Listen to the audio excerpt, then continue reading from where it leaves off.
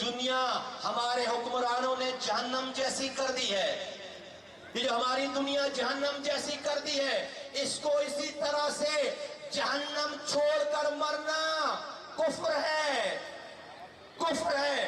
اس کو جہنم چھوڑ کر مرو گے، خدا نہ خواستہ آگے بھی جہنم نہ مل جائے۔ اے لوگوں، اے نیو کراچی کے لوگوں، گودرا کے لوگوں، آؤ مل کر اس جہنم والی دنیا کو جنت بنانے کی کوشش کرتے ہیں۔ آؤ مل کر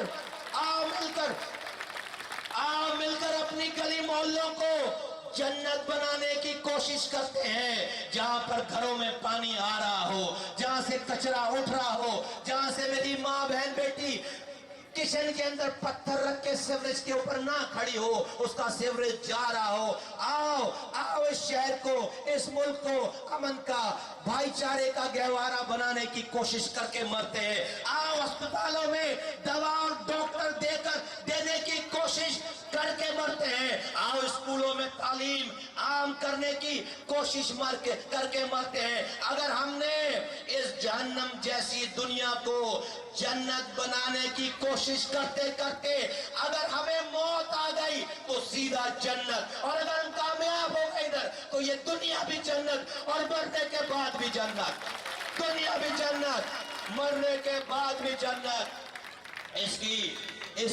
اس دنیا کو جہنم چھوڑ کر مت مرو، اس آخرے میں مت مرو کہ یہاں تکلیف اٹھاؤ گے تو آگے آرام ملے گا، نہیں، یہاں خاموشی سے تکلیف اٹھا کر مر جاؤ گے اور کوشش نہیں کرو گے تو اللہ آگے بھی حساب کتاب خراب کرے گا۔